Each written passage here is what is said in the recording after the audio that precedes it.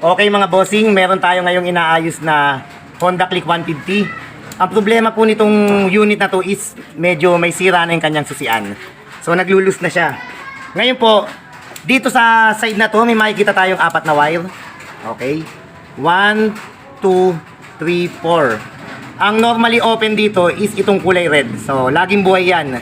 Ayan, umiilaw. Ngayon, pag sinusi natin, yung power na galing dito is mapupunta, madidistribute dito sa tatlong ito. So dapat itong tatlong ito, meron siyang power. So buhay yung isa, yung pangalawa at pangatlo, wala po. So kailangan lahat sila may power.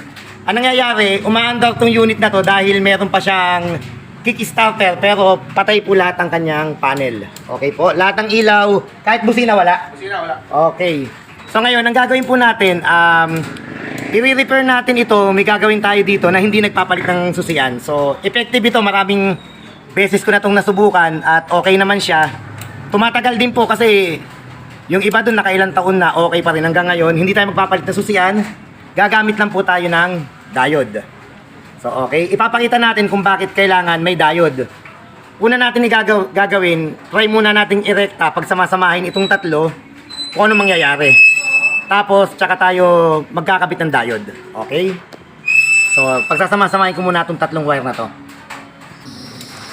Okay po, ayan. Kitang-kita nyo, pinagsama-sama muna natin yung tatlong wire. Nakabukod tong wire na to. Try na natin isusi. Ayan, okay po. Ngayon, paandarin po natin. Mahina ang baterya. Lobat eh. Lobat ano? O, try mo munang i-kick.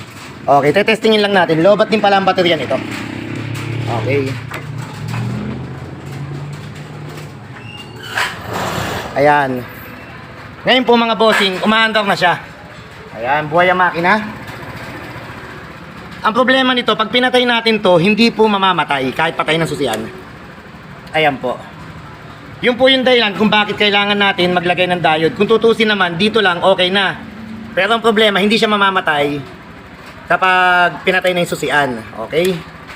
So, kailangan natin gumamit ng diode. Yun po yung gagawin natin. Okay? Tanggalin ko muna itong wire. Okay po. Ito po yung diode na gagamitin natin. Ayan. So, ito yung pinakang main. Tapos, nahati sa dalawa. Okay? So, bali yung isa, lalagay natin dito. Yung magkabilang dulo, yung nahati sa dalawa, tig-isa to. Ayan po. Ayan. So, bali kasi pwede naman natin silang pagsamasamahin, mabubuhay yung motor. Yun nga lang, kahit patayin natin yung susi, ay hindi siya mamamatay. Okay po? Hindi mag-go off yung engine.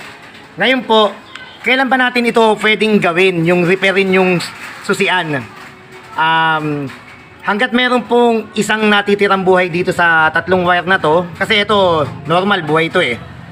Dito sa, tatlong wire na to, hanggat may natitirang buhay dyan, kapag isinusi mo, pwede po yun. Pero kapag isinusi mo yung motor as in totally wala silang tatlo, wala na tayong magagawa doon. Kundi magpalit ng bagong susian po. So, okay. Kung may pambili tayo ng bagong susian, mas maganda. Pero eto, tipid po ito at effective po. Yung mga ginawan ko po ng ganito, may umabot na po ng 2 taon. Pinakamatagal 2 taon na natandaan ko. So, okay po. Okay, kakapit na po natin.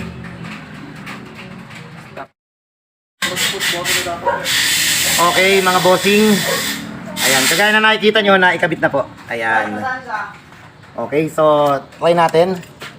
Push button. Oh, ba't wala? Push button mo. Testing. May na ang battery? May naman battery. Nalobatan eh. Sige, kick mo muna. Ayan. Ito, buhay na siya. So, kagaya kanina, nung nirekta natin yung mga wire, pag pinatay mo yung susian, hindi siya mamamatay. Ngayon, mamamatay na po yan. Ayan po. So, nag-switch off na po yung kanyang engine. So, okay po pagka naka-encounter tayo ng ganito, check natin yung susian. Kung may isa pang wire na buhay, kayang-kaya pa ho yun na gamit itong diode. Huwag ka maglalabas ng wire dito, baka dumikit sa body, masusunugan eh. Oo, tape mo to lahat, ano? So, ayusin mo lahat. Ayan.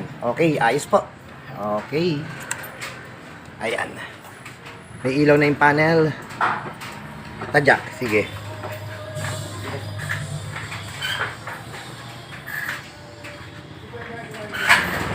Ayan po. Okay, tapos, ayan. Pag pinatay natin, ayun po. Okay, salamat po. Wait.